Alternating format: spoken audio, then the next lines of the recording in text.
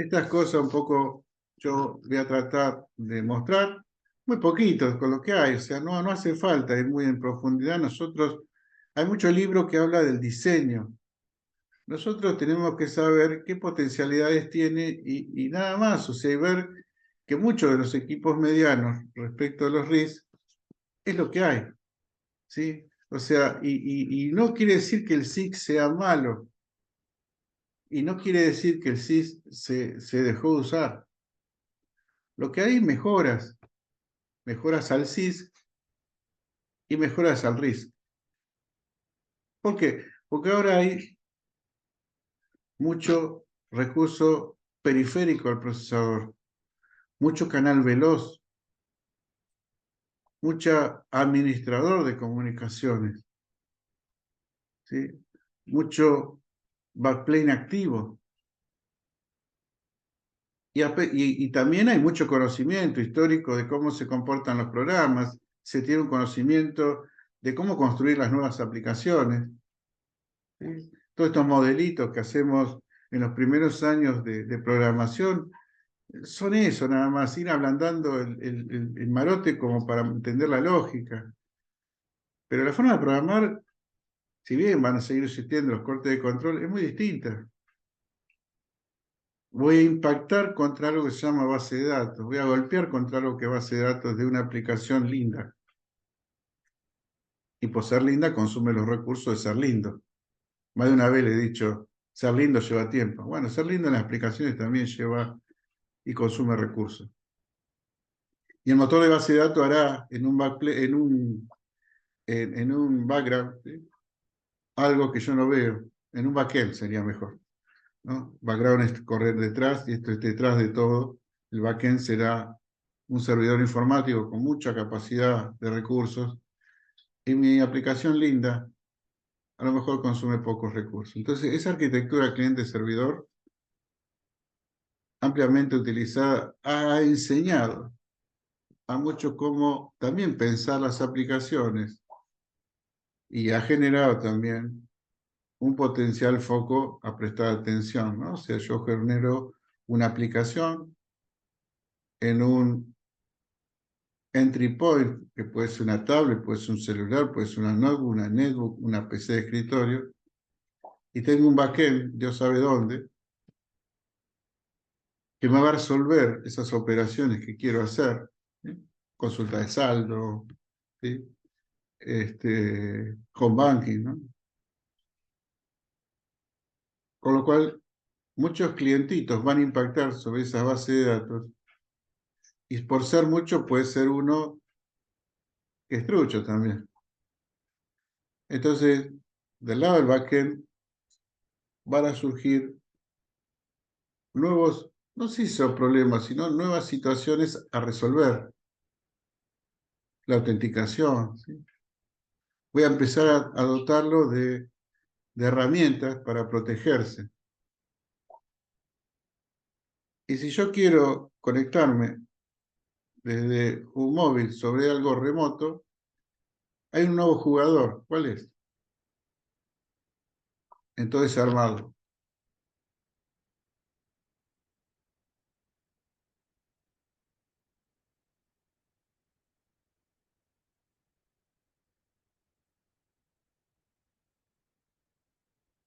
El enlace, la comunicación. Había conciencia de los SIS cuando se usaba como host y su conexión con las terminales de ese tema, pero la conexión queda inscrita dentro de un área, inscrita dentro de un establecimiento, ¿sí? Y la terminal abría una sesión sobre el host como si estuviera conectada directamente en el mismo lugar. Cuando yo parto la aplicación, no le creo al enlace que va a estar continuamente conectado, no confío en la calidad del enlace y como enlace puede ser también observado en forma indebida. Por lo tanto, también tengo que dotar de seguridad de todo el tipo que se le ocurre, ¿no? A la comunicación.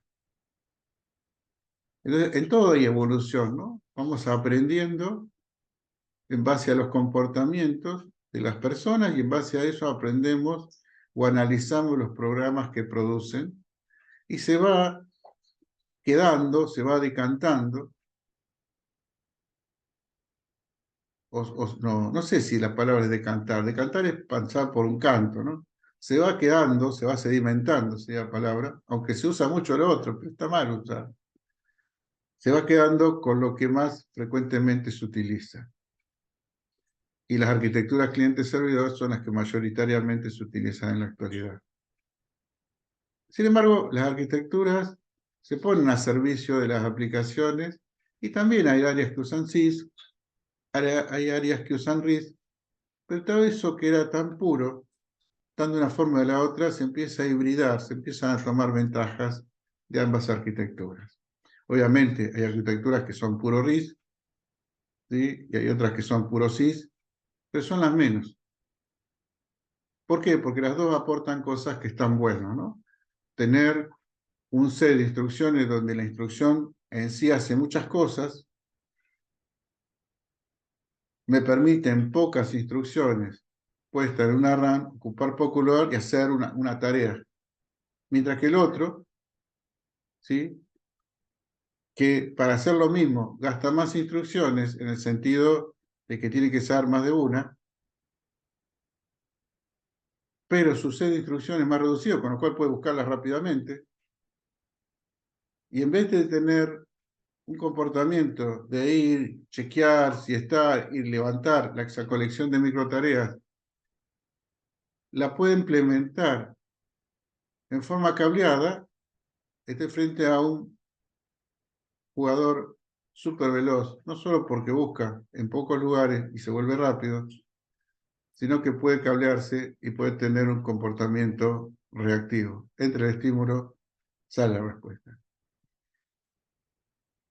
¿Hay unidades de control en RISC que no son cableadas? Sí, hay. Es lo que se llama microprogramada y son muy parecidas a los SYS. Es tomar algo, decodificarlo, o sea, compararlo, recuperar, etcétera, etcétera. O sea, todo no se puede cablear, pero si se puede cablear es mejor porque es mucho más rápido. Vamos con esto, a ver de qué va, los poquitos slides que yo tengo hecho. A ver, vamos para adelante. Uh, eh,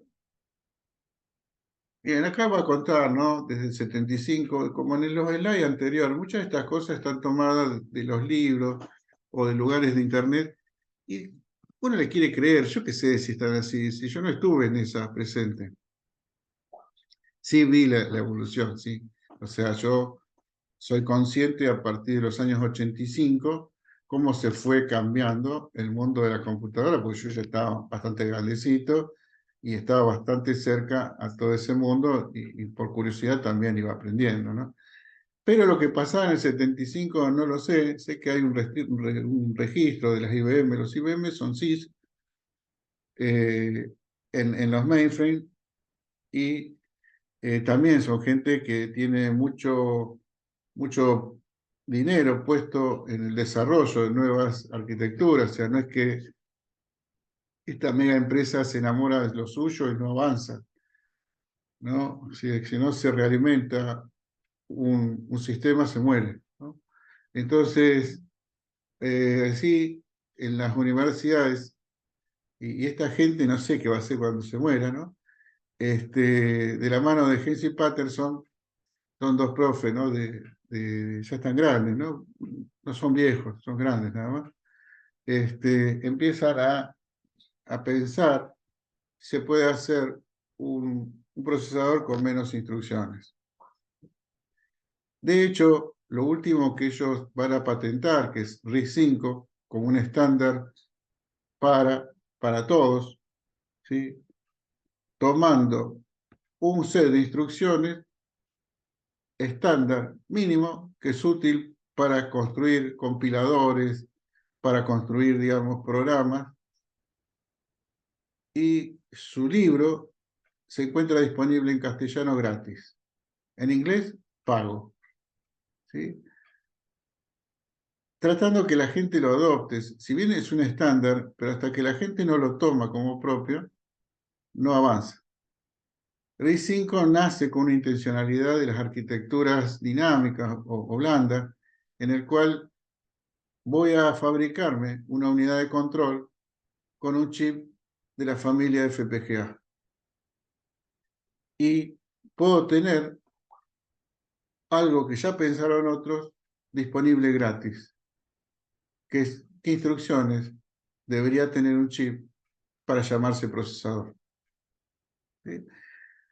Es todo un tema. Hensey y Patterson, los libros de arquitectura, son más orientados a la ingeniería en computación, a gente que va a desarrollar, y mucho de su relato de los libros basan en todas las cosas que no funcionaron, lo cual es bastante interesante. O sea, equivocarse no está mal. Equivocarse forma parte de un proceso de aprendizaje, ¿no? Muchas veces, en una postura exitista, nuestro país nos ha enseñado que si nos va mal, somos un fracaso. Y por la duda me congelo y no hago nada para no sentirme un fracasado, ¿no? Como dicen los gallegos de nosotros, argentinos de los hechos, hagan. Y esta gente hace. Y tiene un montón de edad, por eso yo digo, ojalá que esta gente tenga hijitos, ¿no? Para que siga produciendo, ¿no? Yo veo, por ejemplo, no son los profesores más jóvenes los que producen grandes cambios. Todavía siguen siendo tipos de 80, 85 años o 75 años que yo veo en el país, acá en Argentina, los que producen cambios dentro de las currículas de las universidades. Es como que gente que no paran de pensar y se juntan con otros viejos que están en otras latitudes y se ponen a pensar y dicen, bueno, vamos a hacer esto, vamos a hacer aquello, ¿no? No ven a los lugares como un lugar donde vienen clientes, sino ven como un lugar donde hay que desarrollar ideas, nuevas, viejas, todas tan buenas, pero hay que tener ideas, ¿sí? Yo lo veo en algunas universidades de Buenos Aires, qué sé yo, está bien, algunos van ahí porque son privadas, porque las estatales lo echan después de los 70 años, y el privado, que es una empresa, los toma a los viejos. Y están como los conocí cuando fueron docentes míos, están intactos, están impecables, están hechos pedazos físicamente, ¿no? Pero su cabeza, ¿no? Sus inquietudes, su forma del entusiasmo que presentan las cosas, realmente es envidiable, ¿no? Ojalá uno llegue a la edad de ellos con esas ganas de seguir aprendiendo, ¿no? Cosa que no veo mucho, ¿no? O sea, en los más chicos, no, veo más bien una cuestión de venta continua, ¿no? Y eso está bueno y no está tan bueno. Así que estos tipos, Hinsen y Patterson, tienen mucha bibliografía, pero es media dura para quien no ha sido formado. No quiero decir que sea imposible, está muy buena, pero no es la orientación de ustedes. Ustedes van a ser analistas de sistemas, ojalá que sean los mejores. Entonces, bueno, acá me olvidé, ¿no? O sea, ¿qué significa RISC? Este, ¿Cómo es?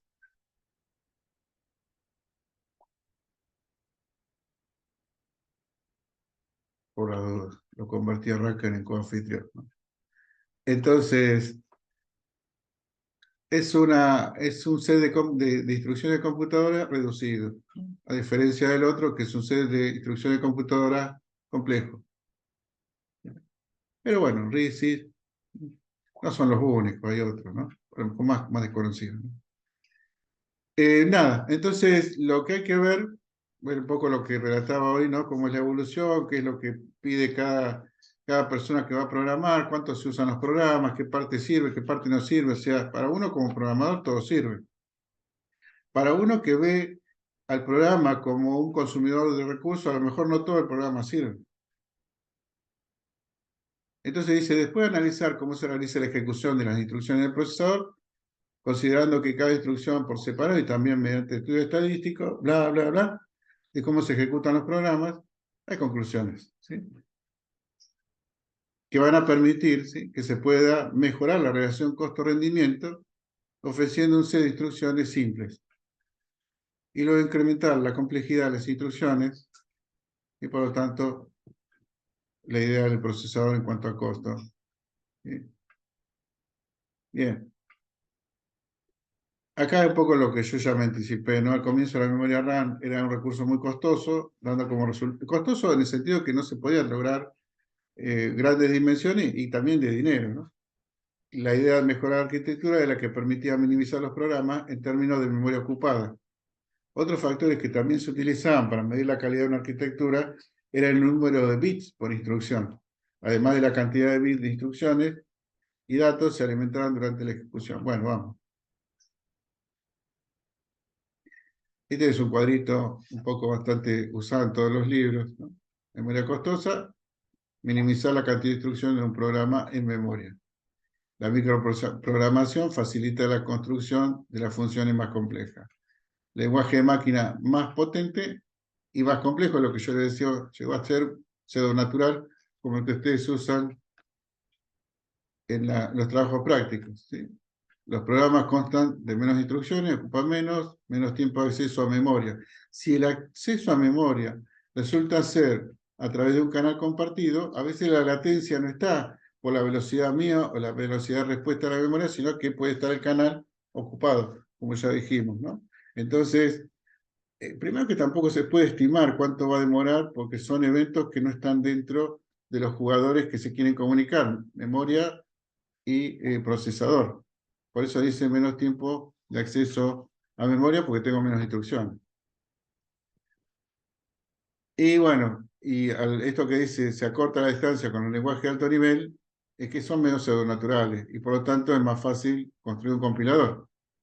Mi palabra pseudonatural está casi, ¿sí?, copiada en el assembler del procesador. Por ejemplo, hay una instrucción que es swap y es lo mismo que el exchange. Y entonces yo hago una tabla de compilador y digo, bueno, perdónenme.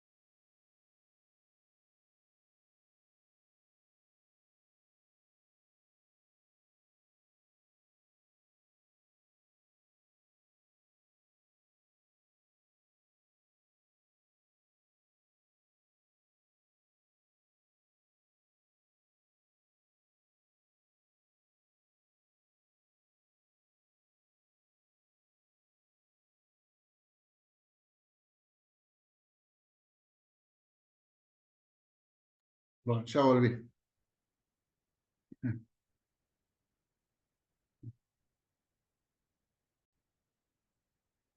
Entonces, estos compiladores son más sencillos en cuanto a la construcción, porque obviamente yo lo podría ver como una tabla de asignación, ¿no? Donde dice tal palabra es tal cosa, adapto la sintaxis al conjunto de palabras de bajo nivel y ya está, ¿sí? No, no, ¿por qué digo esto? Porque el set de instrucciones es bastante potente. Ahora, cuando yo hago una colección RISC, vamos a ver que algunas cosas no se pueden hacer tan así, tan amigables. Pero bueno, para el usuario final es transparente todo.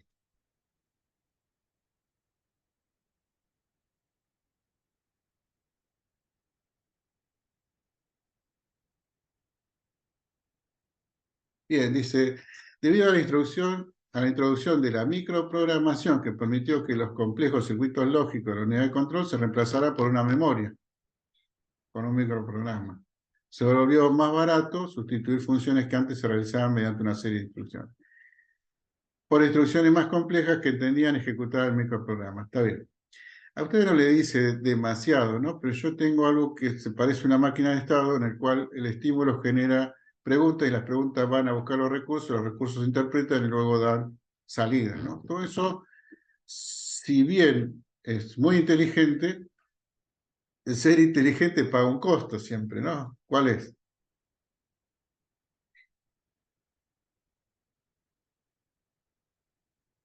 No quiero hacer un chiste feo, ¿no? Pero como nadie me responde, ¿sí?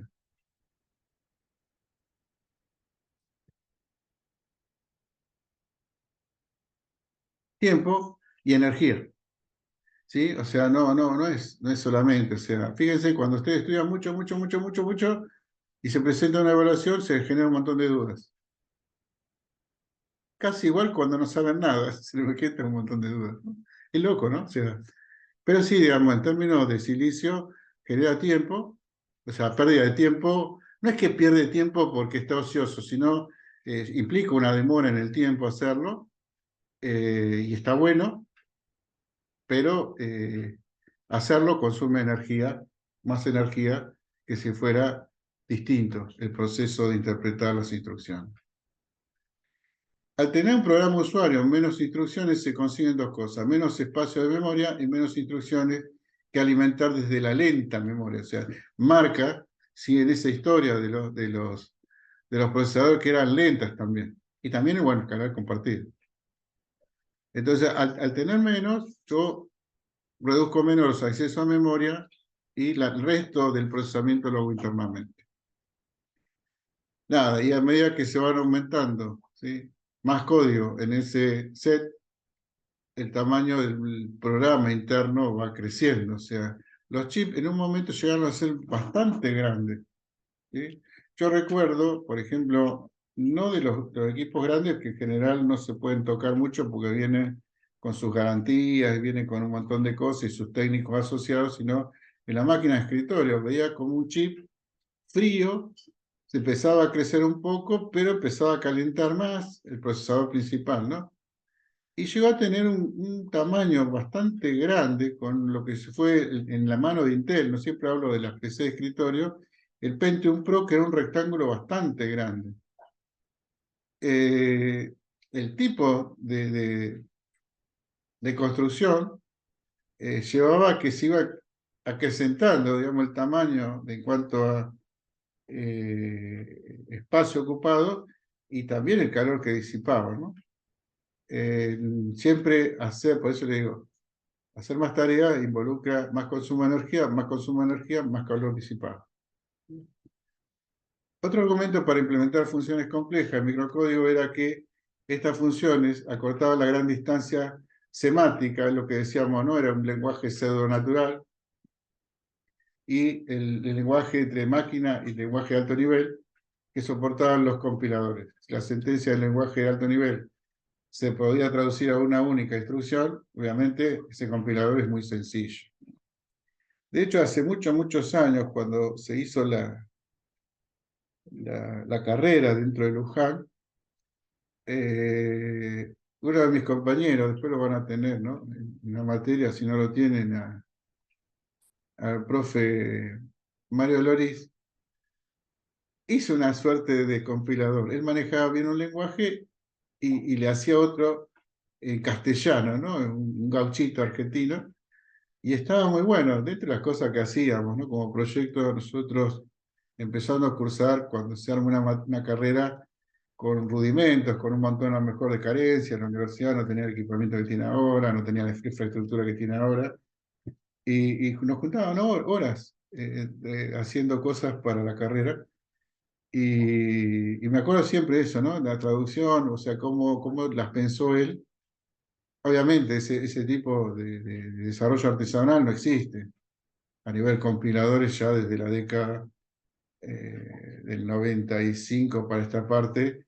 Cuando ya los RIS empiezan a jugar, ese viejo modelo no corre más. Entonces, esa evolución del SIS, el microprograma empieza a crecer y se complica, ¿sí? Es como que yo le agrego cosas y cosas y cosas y cosas, y no siempre agregar en lo agregado es mejorar lo anterior, o lo agregado es compatible con lo anterior. A veces se empieza a entorpecer lo anterior. También exige compatibilidad dentro de la familia del procesador, con lo cual se hace intencionalmente para no perder mercado, ¿no? La gente se empieza a enamorar de la PC de escritorio y el nuevo procesador debe hacer lo anterior. Y a veces queda atado a la arquitectura anterior por un tema de compatibilidad, pero a otra es perder el mercado. Según un salto y todo lo que sabía para el otro hay que cambiarlo, tiene que volver a aprender o tiene que volver a instalar otro tipo de sistema operativo. En la OSI yo tengo muchas instrucciones, muchos formatos, instrucciones de longitud variable. Creo que ese es un costo bastante interesante. Entonces ustedes lo que vienen haciendo, por ejemplo, a ver, ustedes, corríjanme si no es así, ¿no? Ustedes hacen esto, bueno, la otra vez me ayudaron, ¿dónde estaban los corchetes? No sé. Y yo lo jugaba con esto, no sé, eh, créanme que del otro lado hay otro corchete que se cierra. No sé dónde corno está en la máquina, pero hay otro corchete. Si yo lo encontrara o encontrase, lo pongo. Y la otra vez uno de los chicos me dijo cuál era el alt que me servía para eso. Al 93. Grande.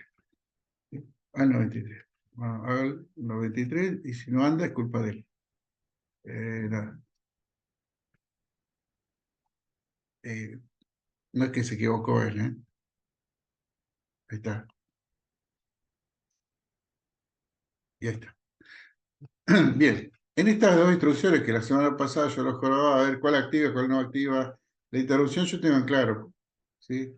Lo del bus de dirección, etcétera, etcétera, porque lo veo también desde la punta, la patita de electrónica, entonces para mí es muy fácil visualizarlo y lo comento porque a veces hay muchas cosas que dicen, pero esto se equivocó el tipo, es irracional, no, no, no. Hay un mundo que a lo mejor para usted va a ser transparente, que es la electrónica, que le da lo mismo si uno tiene lógica o no, mientras que pase eso y se activa la campanita, suena la sirena o se prende la lamparita, no importa si usted está leyendo o escribiendo. Lo que sí sé que me pueden realmente entender es lo siguiente. Vamos a estirar un poco esto. En esta cuestión de tener una instrucción de ese estilo, va a haber un código de operación, va a haber un operando 1 y un operando 2, suponiendo que la memoria RAM es una colección de celdas de 8 bits. Yo tengo ese prejuicio y digo, esta RAM tiene 8 bits. Bien.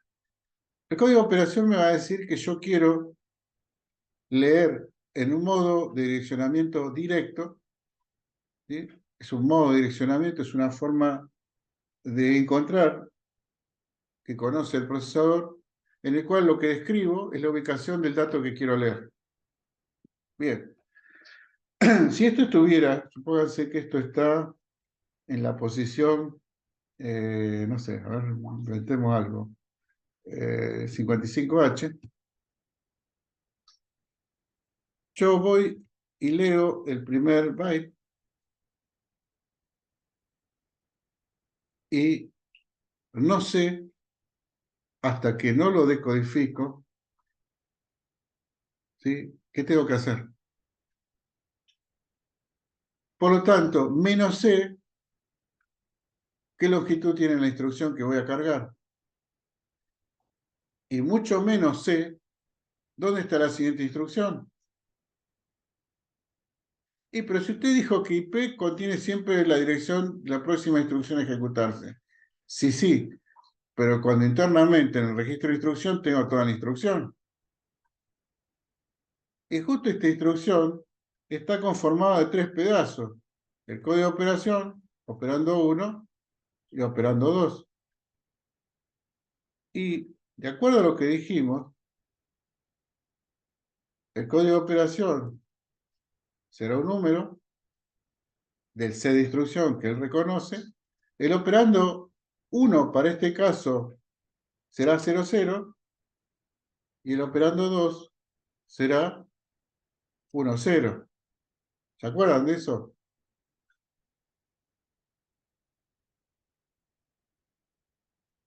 Eso es lo que estoy. ¿Qué pasó? ¿Dónde estamos? ¿Sí? Pobre Mario.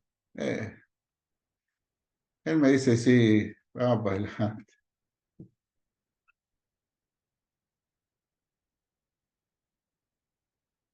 Acuérdense que Intel era el que, en teoría, todos los otros dicen que guarda las cosas en forma traspuesta. Y yo, para mí, tiene sentido común lo que hace, ¿no? La parte menos significativa del dato está en la memoria más baja y la parte más significativa del dato está en la parte más alta. Entonces, si en 55H está el código de operación, en 56 estará el operando 1 y en 57 estará el operando 2. Recién en ese momento, yo conozco que IP, ¿qué? Recién en ese momento, conozco que IP es igual, en su contenido, ¿no? En su contenido, es igual a 57. Y eso no es menor, porque yo necesito saber toda la instrucción para luego saber dónde sigue. Y este es peor todavía.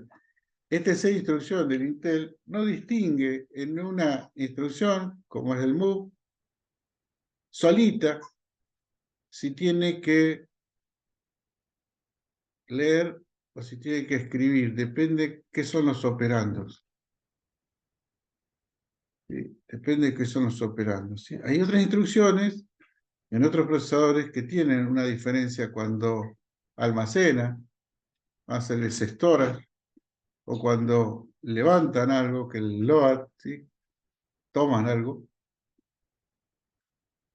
y de antemano ya saben lo que van a hacer. Cuando hablamos de longitud variable en las instrucciones, estamos queriendo decir de que si yo hago esto, ¿cuántos operandos va a tener? ¿Cuántas cosas le tengo que dar a la instrucción para que haga algo?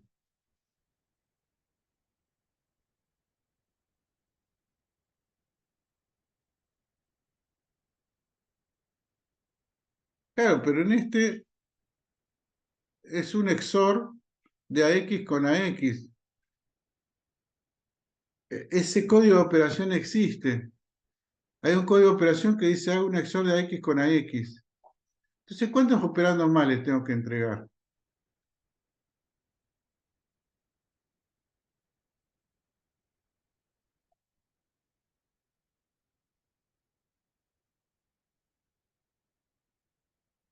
Porque en el otro le ponía dos más porque lo que quería ir era la posición 100. Esto está mal, ustedes no me corrigieron acá. Esto de acá está mal. No es 10, sino es 0,1. ¿Sí? Quiero fabricar un 100, no un 1000. Me dejan hablar tonterías, no me dan bola. En este caso, yo tengo un código de operación que corresponde al XOR de AX con AX. ¿Necesito otro operando? No, no, no, no hay nada, no hay otro número.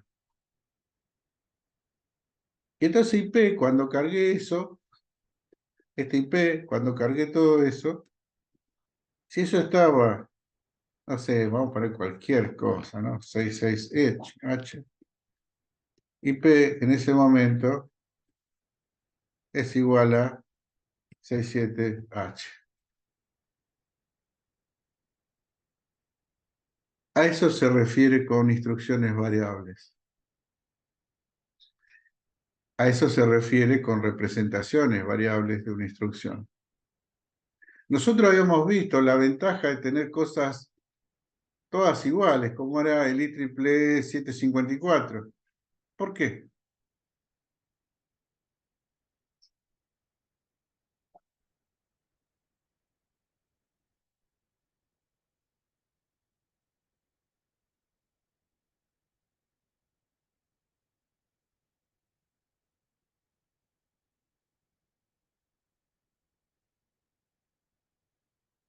Estaba pensando, ¿no? O sea, ¿por qué era conveniente, ¿no? El IEEE 754, ¿no? que manejaba números de puntos flotantes, ¿no?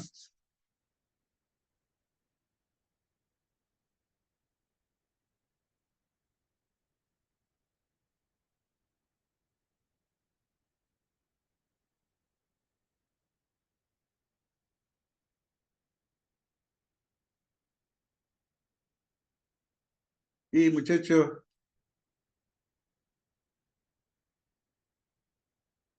olviden el parcial, ¿eh? No se duerman, ¿eh?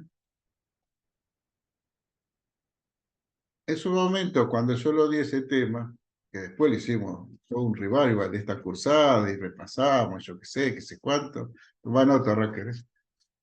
Toma nota. Eh, yo no hago porque sí, me permitía representar valores impresionantemente grandes como chiquitos sin tener en cuenta la cantidad de bits que iban a ocupar, porque por decreto yo le imponía simple precisión, 32 bits, ¿sí? Doble precisión, 64 bits. ¿Sí? Esa era la ventaja. Y dice, bueno, ¿y para qué me servía que todos los números tuvieran igual cantidad de bits? O todos los valores, yo digo números, ¿no? Pueden ser letras, pueden ser valores, en definitiva ceros y unos, ¿no? Tuvieran igual dimensión.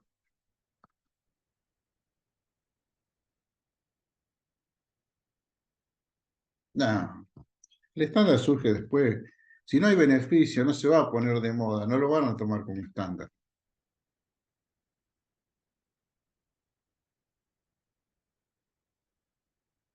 Yo me acuerdo una vez, no sé, hacen tantas cosas nuestros políticos. Es como si por decreto yo agarro y le digo, bueno, firmo un decreto de necesidad urgente, ya no hay más pobres. Listo. Y yo me voy conforme, porque es una cosa muy buena. Establecí que no hay pobreza, chao. La gente me va a mirar como este tipo está como muy loco. Entonces, eso es más o menos decir como que maneja un estándar. No, no, el estándar es posterior. La gente lo toma, lo quiere, lo prueba, lo usa, se ponen de acuerdo y dicen, che, esto vale la pena, usémoslo. ¿Sí? ¿Qué ventaja tiene tener todos los números con igual dimensión y cantidad de bits?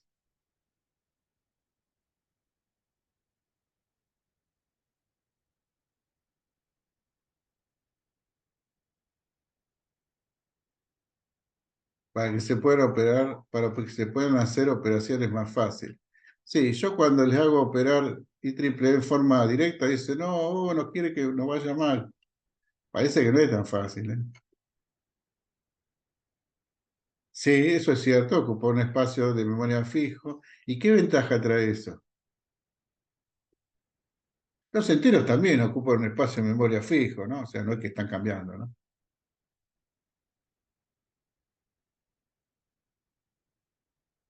Representar grandes números o números muy extremadamente pequeños en igual cantidad de bits me independiza del tipo de valor que quiero representar. ¿Y qué más? Sí, tiene que ver con la memoria. Me permite gestionar, ¿sí?, la ocupación dentro de esa memoria de antemano, sin necesidad de saber qué valores van a ingresar. ¿Sí? Cuando yo declaro un flow, estoy declarando un número de puntos flotante. Y si yo hago la reserva de 10 lugares, el sistema sabe qué son esos 10 lugares. Y si es simple precisión, serán 320 bits. Ahora, si no fuera así, yo qué sé cuántos bits van a ocupar.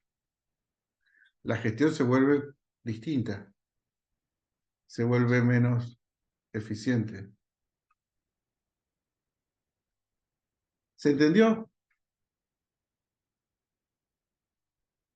Porque va por ahí la cosa, ¿no? Porque si tengo instrucciones de longitud variable, ¿puedo tener instrucciones de longitud fija? Sí. ¿Qué ventaja me aportaría?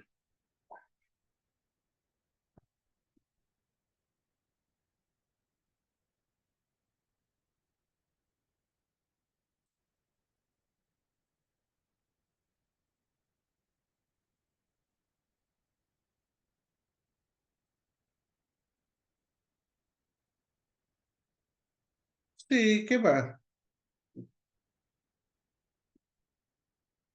Tener instrucciones de igual tamaño. La ventaja es que tarda lo mismo, entonces no hay ventaja.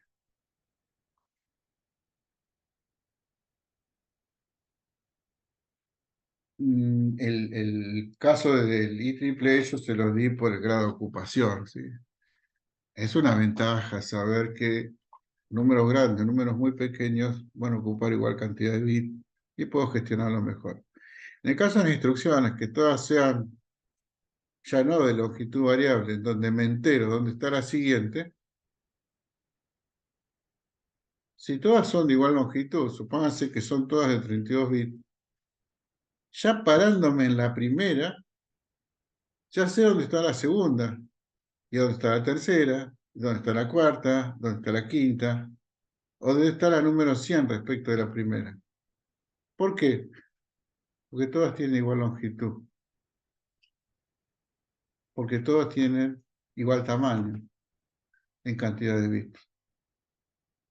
Entonces, para ese lado vamos a ir tratando de tener un conocimiento a priori de lo que implica la siguiente instrucción, la otra o la otra más. ¿Sí? ¿Se entiende esto?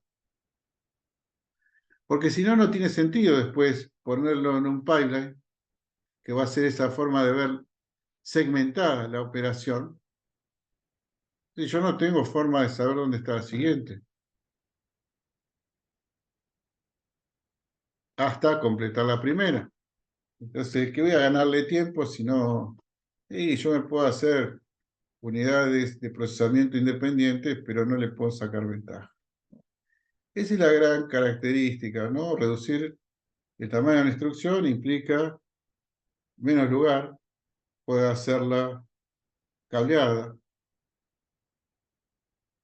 Reducir la cantidad de instrucciones significa recuperar algo más rápido. Implica el compromiso de armar una instrucción compleja con más de una. Tener instrucciones regulares, o sea, de no longitud variable, me permite especular dónde están las siguientes, aún sin haber procesado la primera.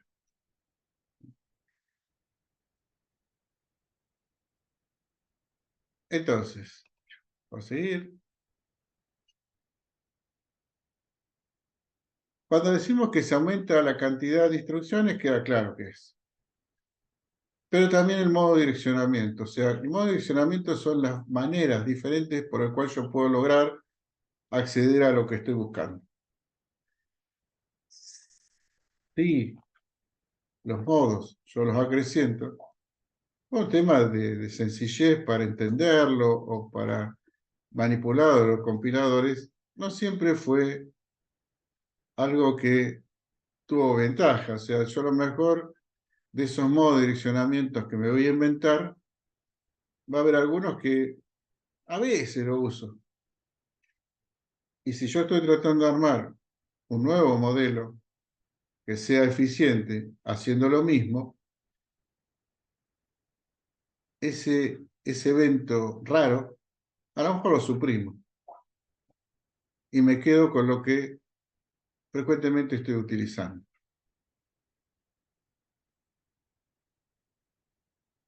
Entonces, por un lado eso y por otro lado, no olvidar que yo tengo que tener compatibilidad hacia atrás. Si yo estaba en modelo SIS y quiero pasar a un RIS, no va a haber compatibilidad. Sí dentro de una colección de procesadores de la misma familia. Nada.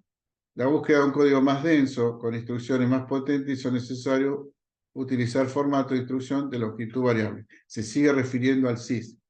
Es decir, juego de instrucciones en los que los códigos de operación y los campos que se especifican como operando tienen longitud variable. Y aunque esto ocasiona en algunas instrucciones, ¿sí? que estuvieran ubicadas en dirección de memoria que no fueran múltiplos de la palabra, ¿sí?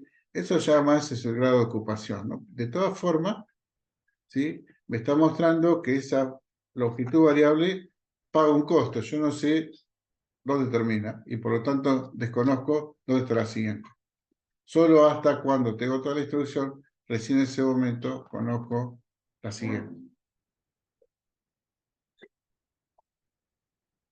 Esto es un poco una síntesis, ¿no? O sea, de ese conocimiento que yo decía, en la medida que hay más gente que usa aplicaciones informáticas, empiezan a ver, bueno, cómo se comporta el ser humano programando, cómo conoce de arquitectura para optimizar o no, que es lo que involucrar una serie de análisis de los programas de forma estadística y se tienen algunas conclusiones, ¿no? De los cuales les pido que se las aprendan, ¿no? De qué depende la ejecución de un programa, ¿sí? Que ahí sencillamente dice IC y TC, y dice dos opciones para mejorar SIS es minimizar I, incrementando C y TC. Pero como me decía si tenía un montón, I es instrucción. Eh, incrementando C. ¿Y el C de una instrucción qué será?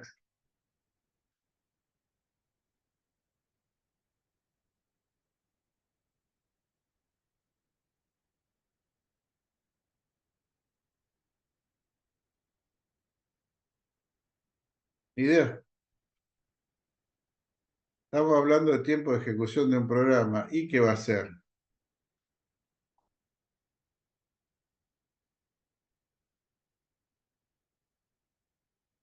Bueno, no importa. Magia. ¿Qué puede ser I de un programa?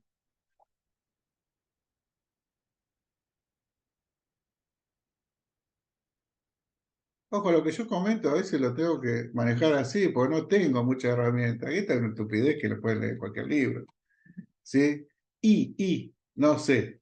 C es ciclo. Bien. ¿Y qué es? En un programa hay muchas I, hay muchas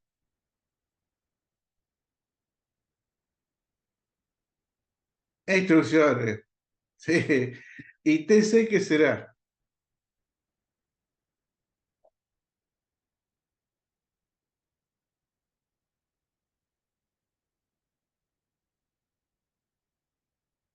Ese restaurante que está cerca ahí de la universidad, el TC. Tiempo de un ciclo. ¿Sí? Tiempo de un ciclo. O sea, que hay tres factores que influyen en el tiempo de ejecución de un programa. Una es las instrucciones, otra es la cantidad de ciclos que usa la ejecución de una instrucción, y luego el tamaño de los ciclos, ¿sí? El intervalo de tiempo en que se consume un ciclo de reloj. Entonces, cuando hablamos de sí, yo trato de minimizar las I, pero yo decía, pero yo tenía muchas instrucciones, minimizamos las I dentro de memoria. Paga un costo. ¿Sí? La I está tan grande que vamos a incrementar los ciclos para hacerlo y el tiempo de los ciclos también. En el cambio, en el RIS, yo voy a minimizar los ciclos por instrucción, porque las instrucciones son más chiquitas. Y si logro, ¿sí?, minimizar también el tiempo por ciclo, me veo en la obligación de incrementar la cantidad de instrucciones. ¿Sí? Pero me decían que era reducido. Sí, todo lo que quiero. Entonces, la cantidad de instrucciones para hacer lo mismo que hacer las instrucciones del SIS, ¿no? En otro a lo mejor usaba una y en el RIS tengo que usar dos. Dos sencillas o tres sencillas, pero tres. ¿Sí? Por eso habla de incrementar. De acuerdo a los benchmarks de rendimiento, yo ya no lo doy más eso porque no me daba ni 5 bolillas, que en definitiva, si alguna vez tienen que evaluar un servidor, van a tener que conocerlo. Los benchmarks son pruebas de escritorio, como las que le enseñan a ustedes en programación, Hay dos grandes familias, uno orientado al cálculo y uno orientado a las transacciones. ¿Cuál me voy a mirar? Y probablemente mire las dos. Pero si mi sistema está orientado a transacción, me conviene ver la parte de transaccional, ¿no? Canales, discos, etcétera, etcétera, cómo están tipificados con estos indicadores que son pruebas de escritorio. ¿Cómo son pruebas de escritorio? Son aplicaciones que se ejecutan en una determinada arquitectura de computadora y se publican en Internet. No es que tengo a mano el programa y yo la pruebo. Lo mismo hace si la aplicación está orientada al cálculo. A lo mejor lo que me conviene es ver los benchmarks que tienen en cuenta esa potencia de cálculo que tienen las arquitecturas, ¿no? Entonces, el tiempo total de ejecución, ¿sí?, es como un combo, ¿no? Influye la instrucción como número de instrucciones, influye el número de ciclos por instrucción y también el tiempo de duración de cada ciclo. El rendimiento se puede mejorar reduciendo cualquiera de estos tres factores. Eso pues es una pregunta, ¿no?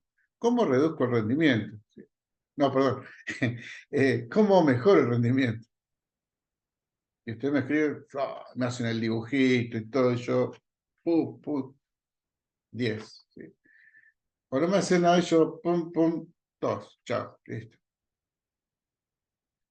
El propósito de las arquitecturas tradicionales, estamos hablando de hace unas décadas atrás, ¿no? En el CIS es minimizar esta expresión haciendo más pequeño el número de instrucciones a base de instrucciones más potentes y complejas.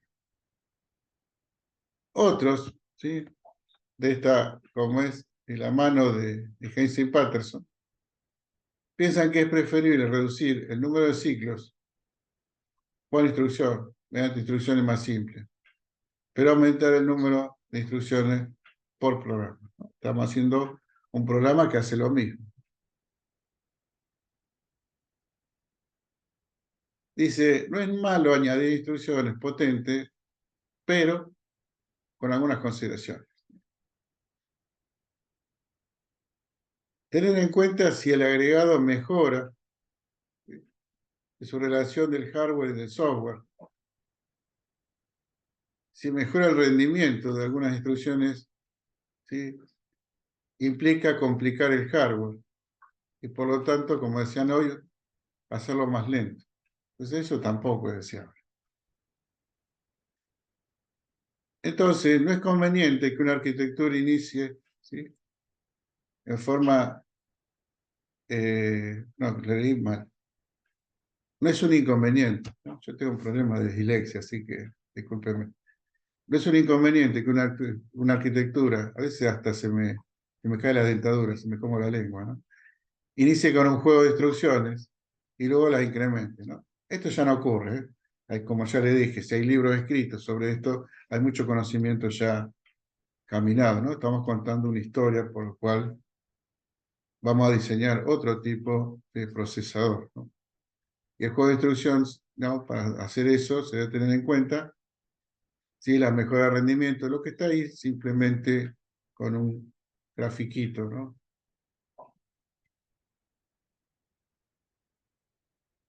Llevará, ¿no?, que la implementación del hardware y software no se complique. Uno puede poner muchas cosas en papel con el lápiz, pero después la implementación no anda, ¿no? Y esto, créanme, que también fue así. Pero hay que tener una idea. Sin idea no anda nada. Entonces se debe analizar el comportamiento de los programas en general, que es el siguiente paso, y conocer si generalmente, si esta mejora que produzca en hardware también la va a producir en el software. Entonces, si del software yo puedo deducir qué instrucciones son las que más frecuentemente todos los programas usan, puedo quedarme con ellas y empezar a descartar las que se usan menos, pero tener un mecanismo para armarlas en caso de que se necesite. Bien, del análisis de programas yo llevo tipo de instrucciones, modo de instrucciones, formato de instrucciones. Los programas tienen saltos, tienen llamadas a procedimientos y los programas se van a resolver a través del uso de compiladores. ¿sí? Entonces, de eso se empieza a ver, ¿no? De esta cuestión de prestar atención a estos puntos, qué características tienen que tener las instrucciones, ¿sí? De máquinas que realmente se utilizan y se ejecutan.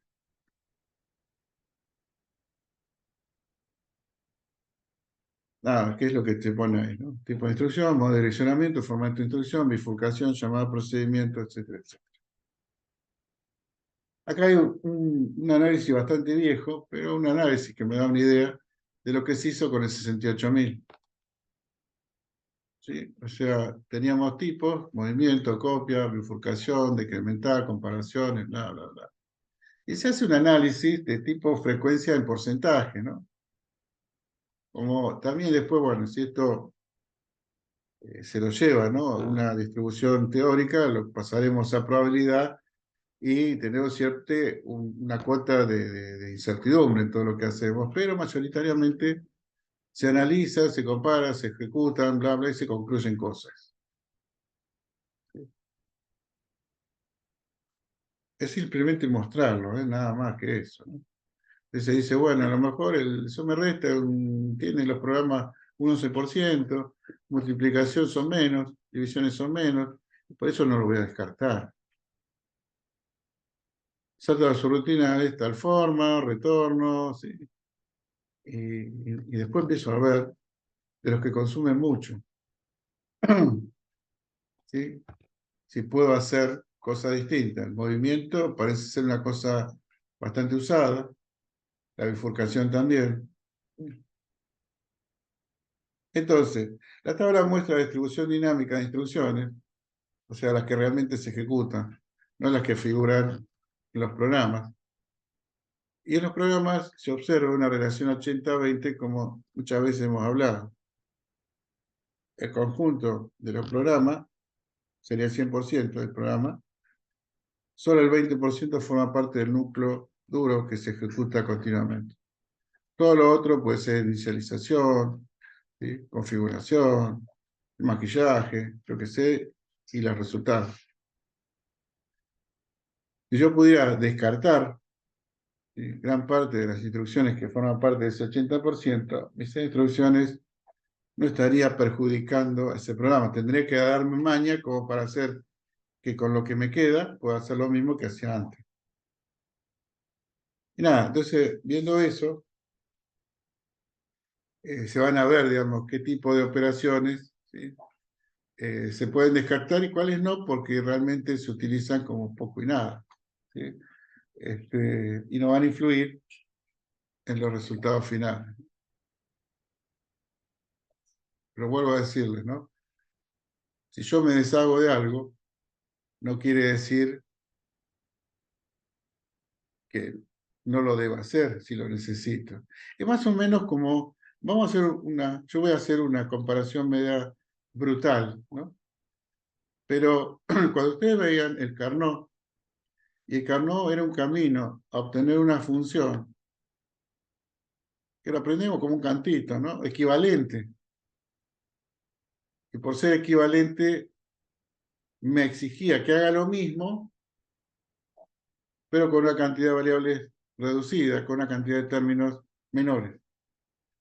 Este es igual, o sea, yo voy a sacar instrucciones que a lo mejor por su frecuencia de uso no son tan usadas, pero de necesitarlas, con lo que me queda, tengo que hacer lo mismo. Si no estoy inventando otra restricción, que es un poco lo que le decía con las funciones. Si la función no llega a ser lo mismo que hacía la otra, la canónica, ¿sí? Están obteniendo una respuesta que no es la adecuada. En este caso, están obteniendo un procesador con mayor cantidad de limitación. Y no es la idea. Acá, bueno, muestran los modos de direccionamientos que puede haber y se mira que algunos se utilizan con menos frecuencia. No sé si se agrega acá. Y si la complejidad de la instrucción también viene determinada por el modo de direccionamiento que puede utilizar para especificar el operando. Bueno, acá lo que muestra la diapositiva, lo que se observa, simplemente es a título enunciativo, ¿no? Yo no le voy a tomar nada de esto. Sí que hay un relato previo histórico que me conduce a observar que reducir la cantidad de instrucciones, hacer instrucciones simétricas, reducir la cantidad de ciclos y los tiempos por cada ciclo me van a llevar a un procesador mucho más ágil, más veloz, pero a más verborrágico en la cantidad de instrucciones que va a usar para hacer lo mismo. No es un problema en la actualidad donde la memoria RAM de trabajo sobreabunda.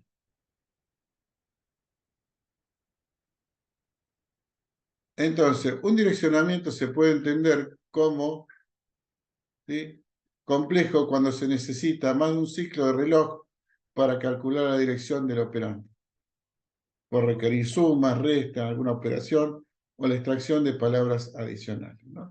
Por eso se le dice que son complejos.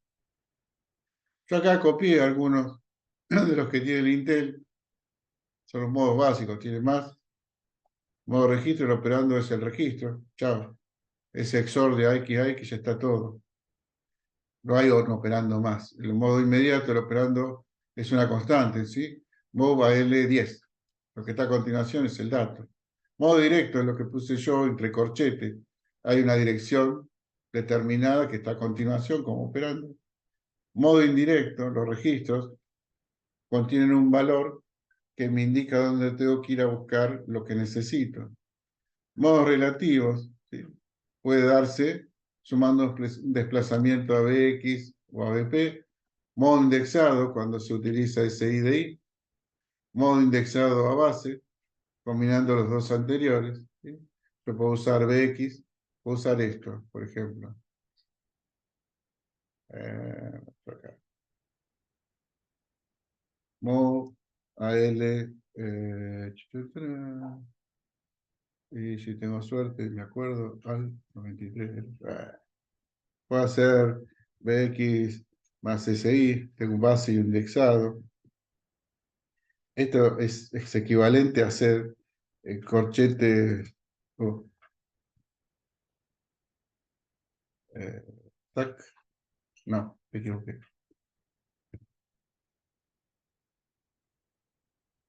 Eh,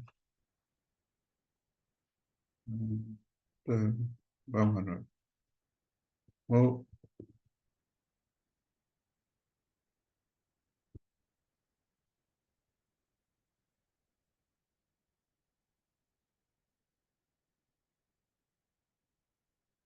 sí, pero muy viejo y se equivoca cada rato. Eh, bueno, se enojó conmigo. No le gusta. Quedó culero. Bueno, créame que está todo alineado, está todo re lindo. Se me va de.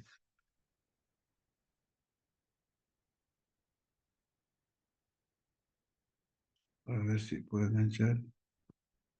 Eh,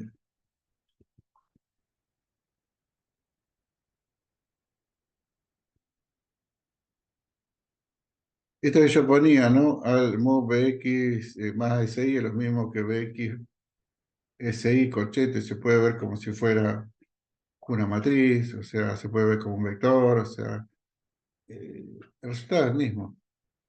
Entonces, ¿por qué no sacar uno y me quedo con uno y listo, ¿no? Los modos de direccionamiento son las formas en que yo llego al operando, ¿no? Si yo en algún momento le digo, bueno, a ver, dígame qué modo de direccionamiento su profesor le enseñó en el trabajo práctico, usted me dice, me dio este y este. Y le digo, ¿y qué es eso? Y ustedes me dicen, es la forma en que llego al operando. ¿Bien? Entonces, si yo puedo hacer lo mismo con lo que me queda, entonces empiezo a sacar elementos. Esos son algunos ejemplos, ¿sí? Modo registro, modo inmediato, modo directo, ¿sí? BP, operación de cadena, ¿no? Esto me chipoteó acá. Este, eh, esto no sé cómo fue a parar acá, la verdad que me sorprende. No importa. Pero bueno, en el indexado directo, lo que yo le decía hoy, BXSI, es feo, feo. Pero hay un montón de otros modos que se combinan los bases con indirectos y cosas inmediatos que multiplican a un indirecto, o sea, como que haríamos operaciones aritméticas sobre la forma en que llego al dato. Y hacer eso, que es un poco lo que decían en el slide anterior, involucra tiempo. Y lo involucra componer esa instrucción que involucra tiempo. Y lo que es peor es que las instrucciones siguen siendo asimétricas. O sea, involucra que yo, hasta que no tenga el último pedacito de la instrucción, no sé dónde continúo. Este es un ejemplo del 68020, que ya lo trajeron las Apple Macintosh en la década del 90. Mientras tanto, nosotros teníamos un pobrecito 886 de pocas prestaciones. El 68020 se usaba mucho antes en los equipos medianos como procesador principal y el 80186 se usaba en las controladoras de comunicaciones, en los árbitros de macro memoria, etcétera, etcétera, como si fueran placas que se ponían en un backplane pasivo, ¿no? O sea, no necesariamente el procesador nace con la computadora, es muy por el contrario, nace el procesador y después vemos qué computadora le inventamos. Entonces, en esto de tratar de mantener las cosas fijas, como son las instrucciones, vemos acá cómo los bits que se destinan a cada tipo de código de operación van cambiando, ¿sí? Tratando de que la instrucción en sí guarde la misma simetría. Son todas, en este caso, de 16 bits. Y si esto fuera un programa, yo parándome en la primera, tomando como primera la que está más arriba, podría saber dónde está la quinta. ¿Por qué? Solo tendría que multiplicar, ¿sí? 1, 2, 3, 4, 5, los 32 bits por 5 hasta llegar acá, y no me equivocaría, porque todas las instrucciones son de igual cantidad de bits, ¿sí? Entonces yo puedo especular dónde sigo, o qué es lo que cargo, o cómo hacerlo de forma más rápida. Y si eso lo puedo hacer por hardware, su unidad de control va a ser súper veloz. Disponer de muchos formatos de instrucciones significa que cada uno de los bits o campos que hay en una instrucción tienen diversas interpretaciones, dependiendo de los valores de otros campos, como por ejemplo el código de operación. Como consecuencia, la decodificación de una instrucción lleva más tiempo, pues se requiere una lógica más compleja y un hardware adicional más grande, entonces necesariamente voy a gastar más recursos y voy a gastar más tiempo. Más de lo mismo, ¿no? Está mostrando de cómo yo asigno según el código de operación y tengo distintos campitos según el código de operación, pero todas son, si mal no cuento, son de 16 bits. ¿Mm? Sí. Con lo cual mantengo simetría en las instrucciones. Cuando hablamos qué es la simetría de las instrucciones, estamos hablando de instrucciones regulares en cantidad de bits. En los procesadores, la segmentación o pipeline es una de las mejores formas de acelerar el ritmo de instrucciones, pero las instrucciones que rompen el flujo secuencial de ejecución efectúan muy negativamente o afectan muy negativamente el funcionamiento. Vemos en la tabla, bla, bla. ¿Quién es el que influye en romper la ejecución normal de un conjunto de instrucciones? ¿Quién es el que rompe ese siguiente, siguiente, siguiente, siguiente, siguiente? De todo lo que han visto ustedes, ¿no?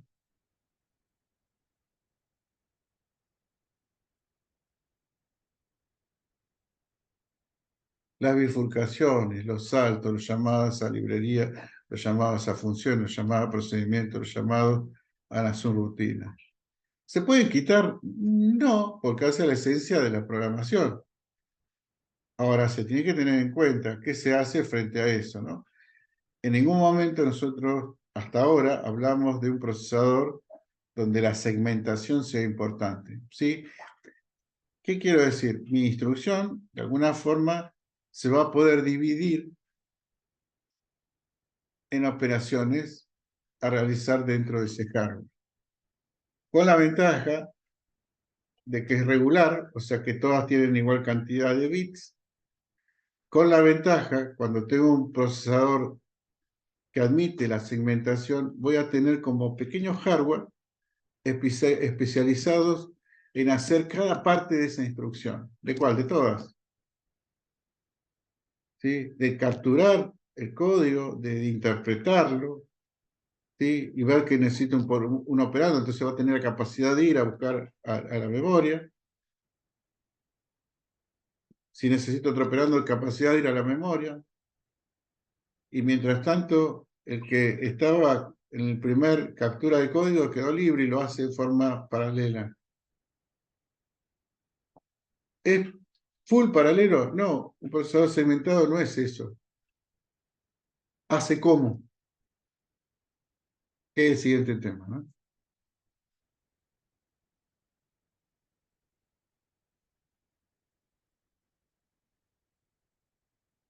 Entonces, con ese flujo de ejecución hay dos situaciones que medio que me hacen perder la ventaja. ¿Cómo condiciona el salto para la bifurcación y el control dentro de un ciclo repetitivo, que también se utiliza? Vuelvo sobre el mismo conjunto de instrucciones. La llamada procedimiento, etc. Entonces, los saltos tienen un 24%, la llamada procedimiento un 6,14%. Esto, ojo, en el pipeline es que yo voy a tratar que si segmento las operaciones de fabricación de la ejecución de instrucción con el modelo de Henry Ford. Henry Ford era el de los orbs, creo que sí. Él dividió el armado o el ensamblado de un auto en bancos donde estaba el especialista para distintas partes.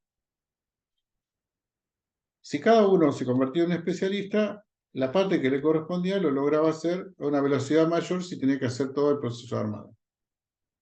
Él segmentó el proceso en subprocesos y especializó a la gente en eso nada más.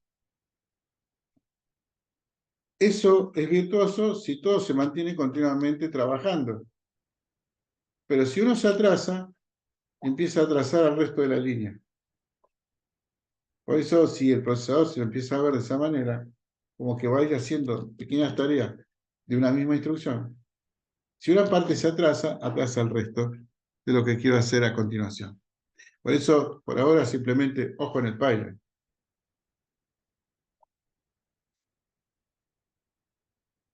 Y lo otro es ver si algunas cosas que se utilizan tomadas de memoria se puede pasar al mundo interior del procesador. Y a lo mejor el procesador tiene que tener más registros internos, de manera tal de evitar ir tantas veces contra la memoria.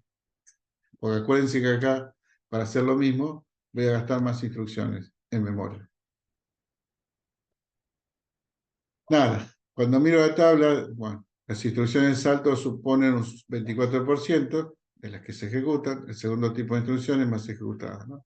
Esto quiere decir que las máquinas segmentadas se debe prestar especial atención al tratamiento de instrucciones de salto, pues ya sabemos, pueden producir una detención o vaciamiento del pipeline. Me quedo hasta ahí, o sea, yo creo que entender, digamos, que los saltos son necesarios, ¿sí? Si yo sigo con ese esquema de una captura de instrucciones a manera de bloque, puedo llegar a la necesidad de que en mi afán de mejorar el desempeño traiga muchos bloques, o los bloques sean más grandes, mejor dicho, pero muchas de esas instrucciones no las voy a usar porque hay una bifurcación en el medio. Si eso lo traduzco en que yo quiero hacer varias instrucciones a la vez y las tomo a todas secuenciales, creyendo que todas se van a hacer una después de la otra, y al encontrarme con un salto tengo un problema.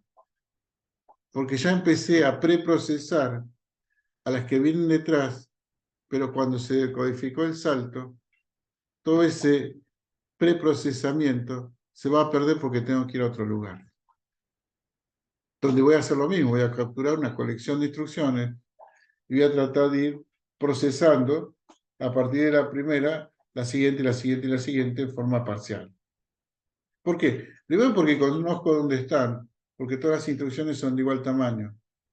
Y segundo porque tengo hardware especializado que se encarga de cada porción de la instrucción de hacerla en forma independiente. Entonces, si hace una parte y la libera, esa parte queda disponible para ejecutar la siguiente instrucción, por lo menos en ese hardware. En promedio, la cantidad de porción en la cual segmento la instrucción me va a dar la profundidad del pipeline, por lo tanto, ese pseudo paralelismo de cuántas instrucciones puede estar ejecutándose a la vez. ¿Es realmente así como la paralelización? No, hace como. Y mejora mucho el rendimiento. Esto es un poco la llamada procedimiento, cómo, qué sé yo, cómo influye dentro del programa.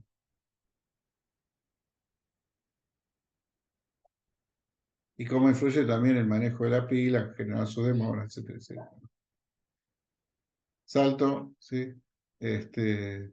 Por eso digo que se podría meter dentro de un registro y mejorar los tiempos frente a una llamada o procedimiento, ¿no? Entonces yo voy concluyendo algunas cosas, ¿no?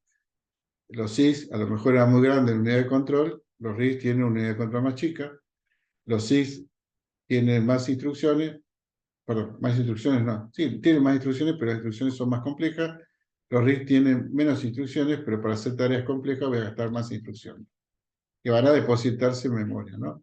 Entonces, ahora, esto es un poco el raconto de todo, ¿no? Los SIS ofrecen un amplio potente juego de instrucciones, pero los compiladores solamente utilizan un pequeño subconjunto. Entonces, qué mejor que podar esas instrucciones que se utilizan poco.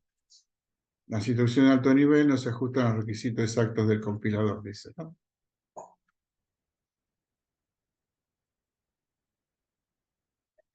La estadística muestra que los compiladores solamente utilizan un pequeño subconjunto, ¿sí?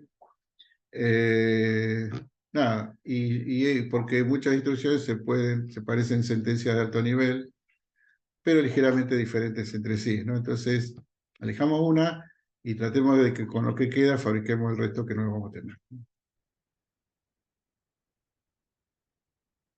Nada, en el caso 2, llevaría más tiempo analizar en cada sentencia cuál es la instrucción o secuencia de instrucciones más rápida, mejor. Para favorecer la tarea de compilador, se puede ofrecer un juego de instrucciones que sean regulares, por eso son todas de igual tamaño, ¿sí? Deben proporcionar primitivas en lugar de soluciones y permitirle al compilador componer cada caso. O sea que yo le decía el armado a partir de instrucciones sencillas y una instrucción más compleja. Y luego ofrecer otra alternativa ineficiente, en lugar de ofrecer otra alternativa, un juego ineficiente de instrucciones complejas que no se adapta al lenguaje de alto nivel, ¿no? Como alternativa, ¿no? Entonces, ¿qué le vamos a exigir? Que sean regulares y ortogonales, ¿sí? O sea, tienen que tener independencia, no tienen que estar ligeramente diferentes, ¿no? O sea, tengo que permitir componer con las que se utilizan más frecuentemente. No soluciones inútiles, ni en el sentido de que ser verborrágico por serlo no tiene sentido, ¿no? O sea, tener un set de instrucciones amplio que se puede reemplazar, a lo mejor con un costo operativo, ¿no? Con instrucciones más simples, vamos por ese camino. El compilador es el que encargado de componer, en cada caso, la secuencia óptima de instrucciones. Hay algo que hay que aclarar, a ver si hay algo más acá, creo que nada más. Es una estupidez que hice y tomé de un libro.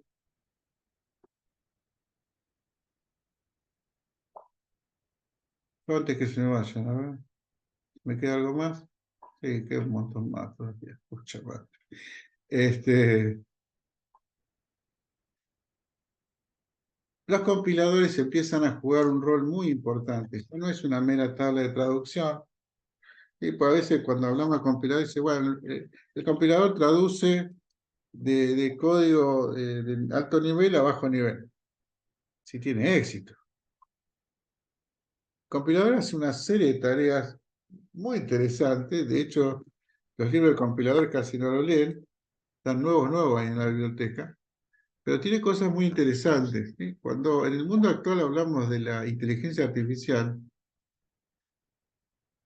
hay un montón de mecanismos inteligentes. De hecho, todo lo que produce el ser humano es artificial, ¿sí? Todo lo que no nace de una planta o se cultiva no es natural, es artificial. Entonces, la palabra artificial tiene un peso muy gordo en la actualidad, pero hay cosas que se hacen inteligentes y artificiales hace mucho tiempo. En la década de los 90 empiezan a verse las complejidades de los compiladores, o sea, lo que yo empiezo a no tener que gastar en el hardware, lo empiezo a gastar en el software. ¿Y de qué forma? Y el software va a tratar, el software de compilación, ¿no? Va a tratar de entenderse conmigo, pero abajo sigue habiendo una máquina que ahora elijo que sea simple, que tenga instrucciones regulares, de igual tamaño, y que el compilador sea el que compone las instrucciones complejas. Por otro lado, paga un costo, que eso lo tiene que ejecutar. Pero puedo tener, como ves tú, ya en los 93, 92, código optimizado al tamaño, código optimizado a la velocidad, código, o sea, le puedo dar al usuario la posibilidad de decidir qué clase de código pretende, ¿sí? Y esa pretensión lo va a lograr un compilador mucho más inteligente. Si yo voy a segmentar la instrucción, la voy a partir en porciones que van a ir a distintas unidades de hardware, ¿sí? Yo voy a enfrentarme a situaciones como son los ciclos, que vuelve a repetir lo mismo, que vuelve a repetir lo mismo, o los saltos. Entonces, no es menor que el compilador va a tener que desarmar ese vínculo que hay entre las instrucciones, va a tener que romper y llevarlo a instancias donde las instrucciones son independientes entre ellas. Si no, no va a lograr aprovechar realmente el pipeline, no va a poder lograr aprovechar realmente el RISC. Por lo tanto, los compiladores se vuelven algo que involucra inteligencia artificial. ¿En qué sentido? Tiene que hacer un parsing, tiene que hacer una lectura del código, tratando de descubrir, como siempre hacen los compiladores, errores de sintaxis, errores de semántica, errores. Pero son de doble parsing, tratando de ver de qué manera se pueden reacomodar las instrucciones para que siga haciendo lo mismo, con lo cual se involucra inteligencia artificial, pero puedo aprovechar en forma óptima el hardware que tiene disponible de características RISC y pipeline.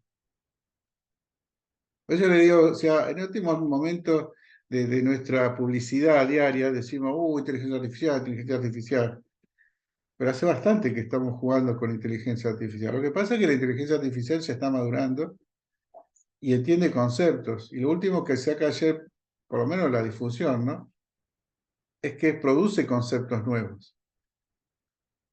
Eso está bueno. Y nos horrorizamos ahora de lo peligroso que puede ser. Y puede ser, porque algunos, incluso en algunos bancos, se empiezan a utilizar en tareas de gerenciamiento. Es complicado.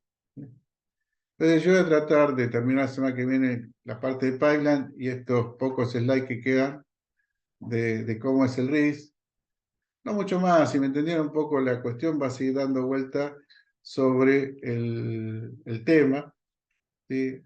De cómo son los registros, de cómo es la mejora que involucra, cómo son los tratamientos de las bifurcaciones. Aparece por primera vez el Harvard como arquitectura alternativa a la von Neumann o a la von Neumann y empiezo a separar cosas para lograr mejores rendimientos, ¿no?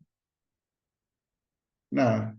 Así que bueno, la semana que viene vamos a tratar de terminar, y el sábado nos encontramos todos lindos, prolijitos, rindiendo el segundo parcial. ¿Sí?